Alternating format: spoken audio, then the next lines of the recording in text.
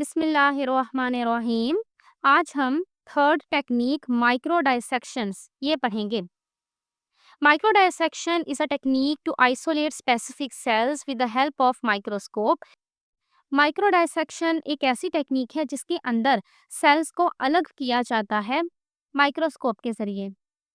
Cell बहुत छोटा है, आम आंख से वो नजर नहीं आता। माइक्रोस्कोप के जरिए उस सेल को देखा जाता है या टिश्यू को देखा जाता है और छोटे टूल्स या फिर लेज़र इस्तेमाल की जाती है उस टिश्यू में से सेल को अलग करने के लिए या फिर सेल के किसी पार्ट को अलग करने के लिए। और मकसद क्या होता है उस पार्ट को अलग करके? It is used in biological research to find out the role of embryonic cells in development, role of different chemicals on cell development and treatment of different diseases. उस पार्ट के जरिए इन सारी चीज़ों को अच्छे तरीके से स्टडी करना। एम्ब्रियोनिक सेल अगर हमने लिया है तो देखेंगे कि वो एम्ब्रियोनिक सेल कैसे डेवलप कर रहा है, या फिर कोई और केमिकल्स इस्तेमाल करके देखेंगे कि उस सेल के ऊपर उनका क्या असर हो रहा है। So it is a collection of different techniques where a microscope is used during studies. Micro dissection के अंदर माइक्रोस्कोप का रोल अहम होता है और सेल तो इतना छोटा होता है कि वो आम आंख से नहीं नजर आता, तो इसलिए सारी ऑब्जर्वेशन माइक्रोस्कोप के जरिए ही होती है। नेक्स्ट है टिश्यू कल्चर।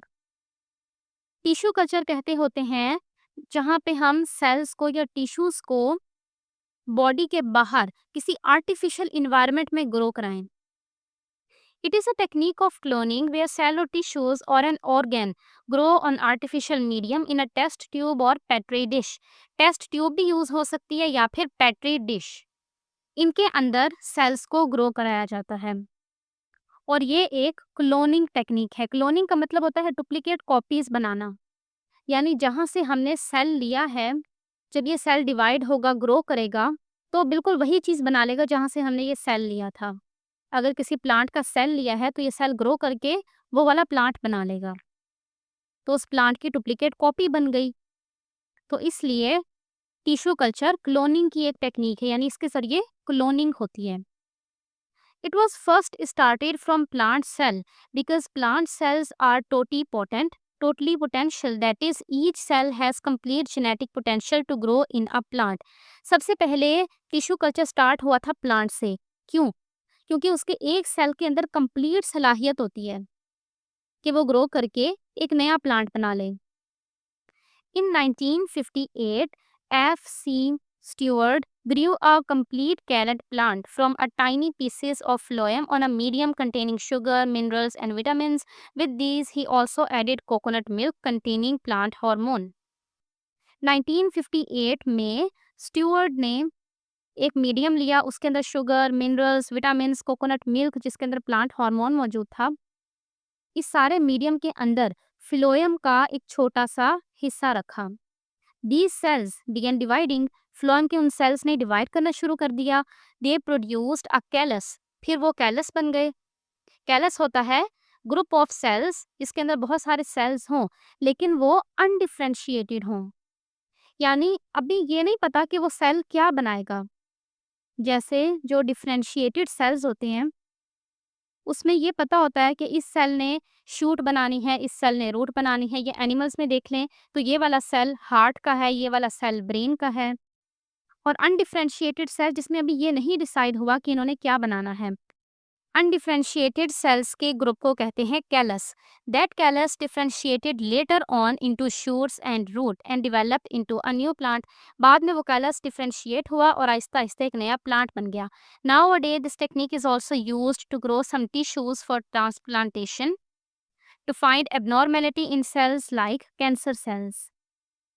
टिश्यू कल्चर की टेक्निक अब ट्रांसप्लांटेशन के लिए एक सेफ्टी चेक के तौर पे इस्तेमाल होती है, यानी कि ट्रांसप्लांटेशन जब कोई ऑर्गन किसी और के अंदर ट्रांसप्लांट करना हो, जैसे कि समझ लें बोन मैरो ट्रांसप्लांट करना है किसी और के अंदर, तो पहले उस बोन मैरो को चेक किया जाएगा कि वो ठीक है या नहीं ठीक है।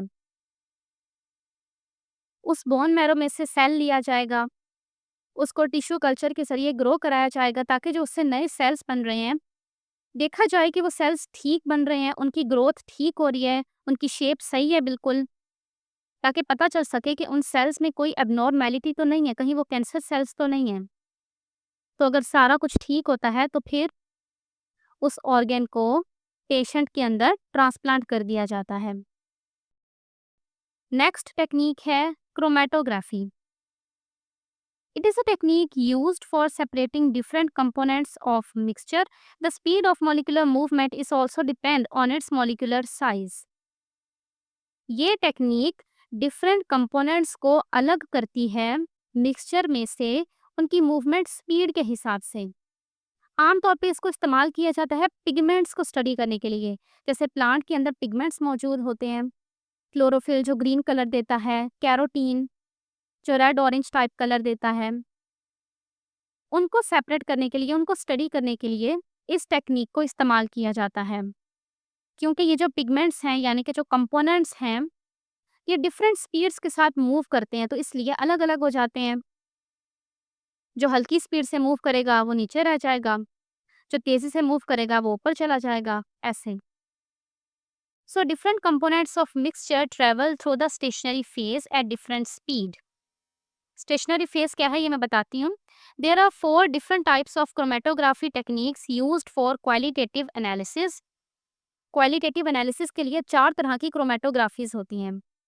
क्वालिटेटिव एनालिसिस पता है ना आपको? क्वालिटेटिव एनालिसिस के अंदर हम पता लगाते हैं कि क्या चीज़ मौजूद है।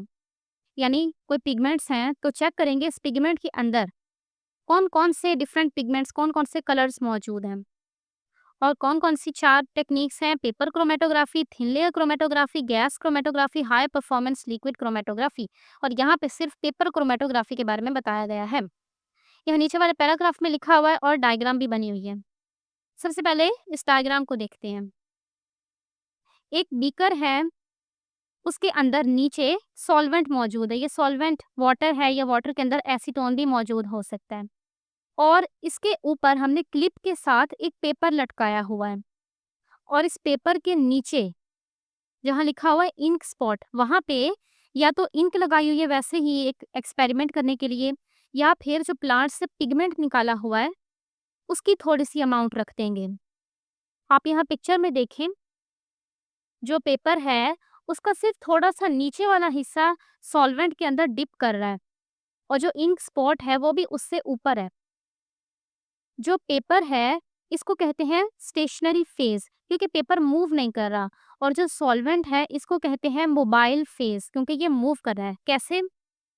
जब ये पेपर पानी में थोड़ा सा डिप हो रहा है तो ये गीला हो जाएगा और जो नमी है वो पेपर में ऊपर की तरफ चढ़ेगी। जैसे इस पिक्चर में देखिए, पेपर यहाँ तक गीला हो गया है। इसको कहते हैं कैपिलरी एक्शन। आप पानी के अंदर एक टिश्यू का किनारा डालें, आप देखेंगे थोड़ी देर बाद सारा टिश्यू गीला हुआ पड़ा है, ऐसा होता है ना? तो इसमें भी ऐसा हुआ, आहिस्ता आहिस्ता वो सॉल्वेंट ऊपर की तरफ चढ़ रहा है और सारे पेपर को गीला कर रहा है। और जब ये सॉल्वेंट उस इंक स्पॉट के ऊपर से होके गुजरा तो उस इंक स्पॉट के अंदर जो डिफरेंट कलर्स थे वो सारे भी इस पानी के साथ ऊपर की तरफ चढ़ने लगे, लेकिन अपनी अपनी स्पीड के हिसाब से। कोई कंपोनेंट्स सिर्फ थोड़ी सी स्पीड में ही ऊपर गए, कुछ की स्पीड कम है वो नीचे नीचे ही रहे, जो बहुत तेजी के साथ मूव कर गए वो ऊपर तक चले गए। इस तरह से उस इंक स्पॉट के अंदर या फिर उस पिगमेंट के अंदर जो भी डिफरेंट कलर्स होते हैं वो सारे सेपरेट हो जाते हैं। जैसे यहाँ पे भी देखें, ये एक पेपर के ऊपर कैसे कलर्स सेपरेट हैं। Paper chromatography is simple and mostly used in analytical chemistry. ये टेक्निक ज़्यादातर एनालिटिकल केमिस्ट्री में यूज़ होती है। एनालिटिकल केमिस्ट्री केमिस्ट्री की ब्रांच होती है जिसके अंदर एक सैंपल के अंदर जो डिफरेंट चीज़ें मौजूद होती हैं उनको आइडेंटिफाई किया जाता है। जैसे फूड के अंदर कौन से अलग अलग विटामिन मौजूद हैं, पानी के अंदर कौन कौन सी पॉल्यूशन मौजूद है। और मेनली एनालिटिकल केमिस्ट्री में पेपर क्रोमेटोग्राफी इस्तेमाल होती है। फिर लिखा हुआ है कि इसके अंदर 2 फेजेस होते हैं। पेपर जिसको हम कहते हैं स्टेशनरी फेज क्योंकि वो मूव नहीं करता, और सॉल्वेंट यानी जो वाटर है उसको कहते हैं मोबाइल फेज क्योंकि वो मूव करता है। अस्सलामुअलैकुम।